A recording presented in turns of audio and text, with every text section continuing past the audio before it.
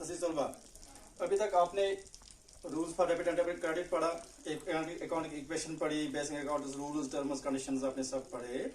लेकिन accounting process में actually जब आप आएंगे तो यही सारी चीज़ों का ध्यान आपको रखना होगा।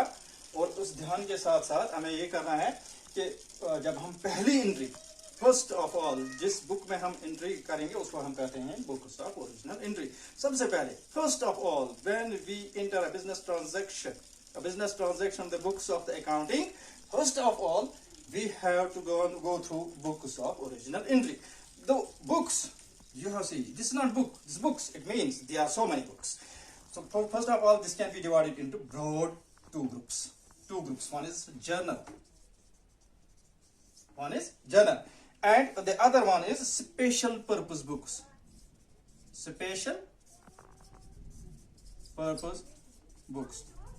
Before going through journal, I must give you a clear idea. First of all, that we will make a roadmap. After making it, you will write it on your book, so that whenever you turn the leaves of your book, first of all, you will catch this thing, and this will be highlighted every time. Special purpose books, again books. This can be again divided into two. See, this becomes a roadmap for you. This becomes, here it is cash book. Rather cash books हम लिख सकते हैं, क्योंकि इसका भी sub division है cash books. And यहां पे आएगा सब्सिडारी बुक्स। ये भी बुक्स, अब देखिए दोनों में इसको हम सब डिवाइड कर सकते हैं। कैश बुक को देखिए, एक है simple cash book, sample CB में लिखूंगा यहाँ पे कैश बुक, छोटा सा बोर्ड है मेरे पास। CB means cash book, simple cash book. दूसरा है यहाँ पे, इसको हम कहते हैं कॉलमनर कैश बुक, या कहते हैं इसको डबल कॉलम कैश बुक, क्योंकि इसमें कैश कॉलम और बैंक कॉलम साथ साथ आते हैं। और उसके बाद एक और कैश बुक आता है, उसको हम बोलते हैं पेटी कैश बुक। आप याद रखिएगा, पेटी कैश बुक।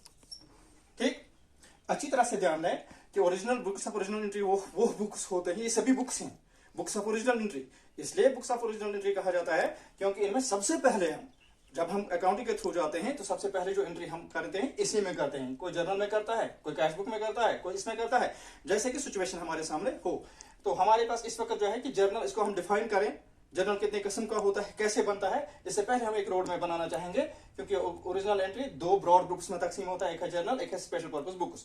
और स्पेशल पर्पस बुक्स अगेन दो ग्रुपों में तकसीम होता है, कैश बुक्स और दूसरा है सब्सिडियरी बुक्स। अब कैश बुक्स अगेन सब डिवाइड करते हैं हम इसको, एक सिंपल कैश बुक है, एक कॉर्नर कैश बुक है या डबल कॉलम कैश बुक है, और एक है पेटी कैश बुक। मैं समझता हूं कि आप अच्छी तरह से समझ गए होंगे, पूरी ध्यान से समझ लेना और इसका एक मैप बनाने ऐसे। उसके बाद है सब्सिडियरी बुक्स। अब ये देखिए, इसका मैं यहां से बनाऊंगा। ये सब्सिडियरी बुक्स 6 बुक्स आती है। First of all we can say this is purchase book, और दूसरा इसका परचेज रिटर्न बुक,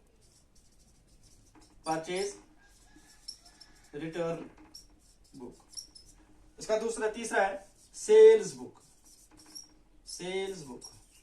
दूसरा है इसका सेल्स रिटर्न बुक, हो गए 4। Purchase book, purchase return book 2, sales book, sales return book 2, और दूसरा है बिल्स रिसीवेबल बुक, B/और मैं लिखूंगा यहाँ पे, बिल्स रिसीवेबल बुक। और इसका तीसरा है बिल्स पेएबल, मैं B/P लिखूंगा, bills payable book. These are the books of original entry. First of all, you must go through the definition. That this is the book where, first of all, going through the accounting process, first of all, the first business transaction where is written, it is written in the books of original entry. Now, which side of book of original entry? These are so many. These are at least 8 or 9. Number 1 is journal. First of all, we go through journal. Then we go for special purpose books. It is cash book. And cash book has again subdivisions of 3.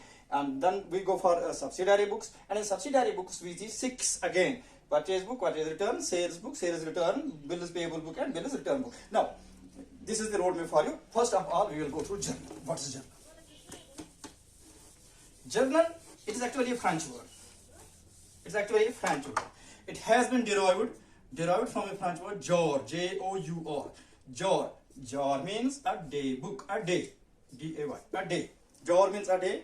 Therefore, journal means day book. First, whenever you go through the business, wherever you are in the industry, in the office, in the showroom, wherever you are in your office, you have to maintain a book, day book. Not today, there is a computer age. Now in computer, there is each and everything. But so far as your syllabus is concerned, and so far as the pattern of the commerce and pattern of the accounts is concerned, it is there also. You have to go through journal. Journal means a French word. It has jar. Jar means a day. It means, when we derive the meaning, etymological meaning, it becomes a day book. A day book. First of all, now I will give you the description of the, I will give you the map, I will give you the account of the journal.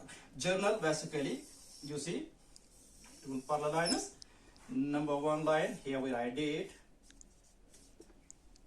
A big one, here we write particulars. ऊपर लिखा है journal. फिर journal के साथ साथ ये भी होता है, अगर राम के बुक्स में तो हम लिखेंगे in the books of Ram journal. Ahmad के बुक्स में है तो लिखेंगे हम in the books of Ahmad journal. तो फिर यहाँ पे दो कॉलम छोटे छोटे हम बनाएंगे. एक है डेबिट, डेबिट रुपीस. दूसरा है क्रेडिट, क्रेडिट रुपीस. देखिए ये डबल एंट्री सिस्टम का है. डबल एंट्री सिस्टम में आपको पता ही होगा, जैसे कि न्यूटन का थर्ड लॉ ऑफ मोशन है, to every action there is an equal and opposite reaction. इस सेम यहाँ पे होता है, to every debit there is an equal and opposite credit. जब आप कुछ अपनी जेब से पे करते हैं तो ये किसी दूसरी की जेब में जाता है. एक जेब खाली, दूसरी जेब भर जाती है, इक्वल एंड अपोजिट रिएक्शन जैसे. तो इसी तरह से यहाँ पे भी होता है. एक जो है आप एक एंट्री करते हैं तो इसका डबल इफेक्ट हो जाता है, टू फोल्ड इफेक्ट हो जाता है इसका. कुछ जाता है तो कुछ आता है. तो हम क्या लिखेंगे इसमें, पहले हम डेट लिखेंगे, कोई भी डेट होगी. यहाँ पे हमने डेट लिखी, उसके बाद पर्टिकुलर्स में लिखा. फॉर एग्जांपल हमारे पास एक एंट्री है. फर्स्ट ऑफ ऑल हमने इसको इन the books of original entry record करना है. तो उसमें फर्स्ट बुक आता है जर्नल. तो जर्नल में अगर हमने उसको रिकॉर्ड करना है, फर्स्ट ऑफ ऑल हमें पूछा जाता है कि what is journal entry. Journal entry दी जाती है. तो जैसे आपके पास एक क्वेश्चन है, परचेज्ड फर्नीचर फॉर कैश. अच्छी तरह से समझना है. Purchased furniture for cash. Whosoever, A purchased, B purchased, Ram purchased, Ahmed purchased furniture for cash. तो फर्स्ट ऑफ ऑल हमने क्या करना है, देखना यह है कि इसका मीनिंग अंडरस्टैंड करना है कि इसमें कौन से दो अकाउंट आते हैं. एक तो फर्नीचर अकाउंट होता है, एक कैश अकाउंट होता है. अब आपको पता है classification of accounts, personal account आपने पढ़ा है, रियल अकाउंट आपने पढ़ा है, नॉमिनल अकाउंट आपने पढ़ा है. उसके थ्रू तो आप गए हैं. बच्चों अच्छी तरह से ध्यान दें, जो पिछला आप सबक पढ़ते हैं उसको ठीक तरह से आप ध्यान में रखें. ये ऐसा नहीं होना कि आगे जोड़ पीछे छोड़, ये नहीं करना होता. पीछे वाला आप बराबर उसमें लगातार लगे रहें.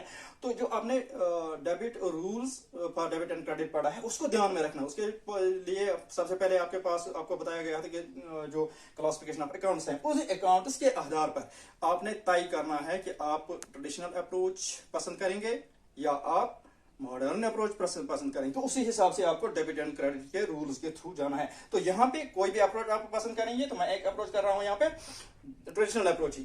तो देखिए उसमें क्या होता है, परचेज्ड फर्नीचर फॉर कैश. तो इसमें फर्नीचर अकाउंट भी होता है और कैश अकाउंट भी होता है, दो अकाउंट होते हैं. तो क्या है फर्नीचर अकाउंट, परचेज्ड फर्नीचर. तो furniture comes in debit. What comes इन, आपको रूल पता है, तो हम कहेंगे furniture account debit, furniture account. तो डेबिट जो है थोड़ा सा गैप डालना है, यहाँ एंड पे लिखना है डी और डेबिट. यहाँ पे गैप डालना जरूरी है, ये जरूरी है. तो क्या लिखेंगे आप, फर्नीचर अकाउंट डेबिट. क्यों लिखा हमने debit, furniture comes in, debit what comes in, and credit what goes out. What goes out, हमने कैश पे खरीदा है, तो कैश जो इसको लिखना होता है, इसको थोड़ा सा यहाँ पे जगह डालनी होती है, आगे जाना है, तो इसको लिखना है to say. Prefix, we have to prefix to cash account, to cash account. जैसे 5,000 रुपए का फर्नीचर आया, यहाँ पे हम लिखेंगे डेबिट में, तो ये इसी की सीध में क्रेडिट में लिखेंगे. तो equal and opposite reaction, equal and opposite, every debit has equal opposite credit. तो फर्नीचर आया 5,000 का, हमने डेबिट किया, कैश चला गया 5,000, हमने इसको क्रेडिट किया. ये हो गया, ये बराबर आ जाएगा इसका. ये जो डेबिट साइड होता है, क्रेडिट साइड होता है, अगर हम बीच में इसको हम लास्ट पे कैलकुलेट करेंगे तो ये बराबर आएगा, क्योंकि एक एंट्री नहीं, बहुत सारी एंट्रीज होंगी. फॉर एग्जांपल ये मैंने आपको एक दे दिया, उसके बाद जब आपका एक एंट्री कंप्लीट हो गई या बहुत सारी ऐसी एंट्रीज हो गई कंप्लीट हो गई, तो हर एंट्री के बाद आपने इसको डिस्क्राइब करना है, मैंने क्यों लिखा ये डिस्क्रिप्टिव होना चाहिए, छोटा भी होना चाहिए लेकिन इंफॉर्मेटिव होना चाहिए. इसको हम बोलते हैं नरेशन. याद रखना बच्चों, नरेशन, NARRATION. नरेशन में क्या होता है, ये हम इसके बारे में आपको जानकारी देते हैं ये क्या हुआ। तो हम क्या लिखेंगे, इसको हम प्रीफिक्स करेंगे बीइंग, BEING, इससे लिखा जाता है। यहां पे लिखे जाएगा, इसमें पर्टिकुलर कॉलम है being furniture purchase for cash. तो हमें समझ आ गया ये जो फर्नीचर है हमने कैश में से खरीदा हुआ, इसीलिए हमने इसको डेबिट में भी लिखा, क्रेडिट में। कोई बीइंग के बाद क्या करना है, इसको बंद करना है। लेकिन कहां का बंद करना है, डेट में नहीं, डेबिट और क्रेडिट में नहीं, सिर्फ इसमें पर्टिकुलर कॉलम में, यहां से यहां तक हमने इसको बंद कर दिया। तो एक एंट्री हो गई हमारी। तो first of all when we go through books of original entry, उसमें सबसे पहला आता है जर्नल। जर्नल में सबसे पहले जब हम करेंगे तो हम एक एंट्री, बिजनेस एंट्री उसमें रिकॉर्ड करते हैं। कैसे करते हैं, ना डेट होता है, पर्टिकुलर से डेबिट कॉलम होता है, क्रेडिट कॉलम होता है। तो क्या होता है, एक एंट्री होती है हमारे पास, उस एंट्री को हमने पहले डिवाइड करना है। कौन से दो अकाउंट इसमें, ये अच्छी तरह से याद रखना, कौन से दो अकाउंट इसमें इन्वॉल्व होते हैं। तो अब जैसे मैंने आपको पर ये दिया example, purchase furniture for cash. First of all हमने क्लासिफिकेशन करा कि इसमें कौन कौन से अकाउंट दो टच हुए। एक हुआ फर्नीचर अकाउंट और दूसरा हुआ कैश अकाउंट। तो इसके लिए क्या है, debit and credit rule traditional account चाहिए। Debit what comes in and credit what goes out. इसलिए मैंने क्या, फर्नीचर आया, इट कैम इन, हमने डेबिट किया, और हमने कैश गोज आउट, इसलिए क्रेडिट व्हाट गोज आउट, इसलिए हमने इसको क्रेडिट करा। तो दोनों तरफ से 5,000 रुपए आएगा। तो इसमें उसके ऊपर एक नरेशन आता है, नरेशन बीइंग से शुरू होता है, it is to be prefix. तो नरेशन दे दिया हमने। ये नरेशन क्या होता है, छोटा होना चाहिए लेकिन डिस्क्रिप्टिव होना चाहिए, और एक सॉलिड इंफॉर्मेशन इसमें होनी चाहिए। ठीक है, ये सबसे पहला था बुक्स ऑफ ओरिजिनल एंट्री। इसका सबसे बड़ा जो है जर्नल। अब जर्नल की बहुत सारी किस्में हैं। जर्नल में एक होता है सिंपली जर्नल होता है, एक होता है सैंपल एंट्री, दूसरा होता है कंपाउंड एंट्री। मैं यहाँ पे लिखूंगा नहीं, बाद में आपको मैं ठीक तरह से बताऊंगा कि लेक्चर बड़ा हो जाएगा, क्योंकि आज 2G चलता है, आपको पता ही है, बाद में अपलोड भी नहीं होता है।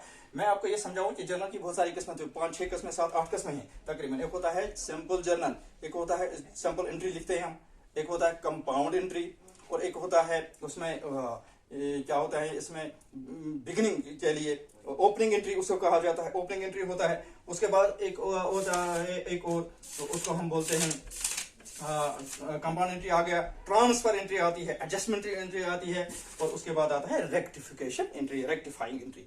ये ऐसी किस्म है। उसके हिसाब से जहां जहां जो एंट्री हमने करनी होगी सिचुएशन के हिसाब से, उसी हिसाब से इसको हम क्लासिफाई और करेंगे।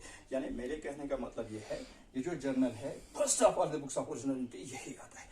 लेकिन ये जर्नल अकेला नहीं है, इसको मैंने देखा सिर्फ एक एग्जांपल के जरिए आपको मैंने समझाया, लेकिन इसकी अलग अलग किस्में हैं।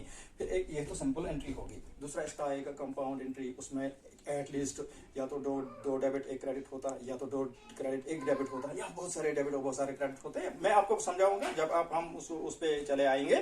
कंपाउंड एंट्री पे सिचुएशन पे डिपेंड करता है, उस वक्त आप समझ जाएंगे ठीक तरह से। उसके बाद एक और आता है ओपनिंग एंट्री, ओपनिंग एंट्री के बाद एक और आता है ट्रांसफर एंट्री, ट्रांसफर एंट्री के बाद एक और आता है रेक्टिफाइंग एंट्री। तो जब हम इनकी क्लासिफिकेशन करेंगे अगले लेक्चर में इंशाल्लाह बच्चों, ध्यान से दे, ये इसका बेस बनता है। अगर आप बेस जिसकी सही है, जिसकी बेस सही है, कहते हैं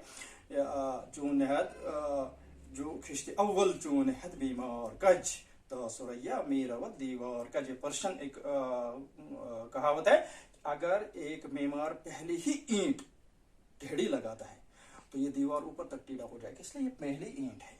इसको अच्छी तरह से समझ लेना चाहिए, क्लासिफाई करना ठीक तरह से, कौन कौन से 2 अकाउंट इसमें आएंगे, और डेबिट रूल और क्रेडिट रूल इसका क्या है। उसके बाद नरेशन देना, ये जब आपको समझ में आएगा उसके बाद आप सिंपल के कंपाउंड पे जाएंगे, कंपाउंड से आप ओपनिंग एंट्री पे जाएंगे, क्लोजिंग एंट्री पे जाएंगे, और रेक्टिफाइंग पे जाएंगे, या ट्रांसफर एंट्री पे जाएंगे। Thank you. मैं समझता हूँ कि आपको अच्छी तरह से समझ में आएगा, तो आप ध्यान देंगे। जहां पे समझ नहीं आया तो आपको पता ही है, मेरा वही पैगाम है आपके पास कि मेरा अकाउंट है, मेरा आपके पास नंबर है, मुझे कॉल करें, मैं इंशाल्लाह आपको ठीक तरह से समझाने की कोशिश करूंगा। तब तक के लिए खुदा हाफिज।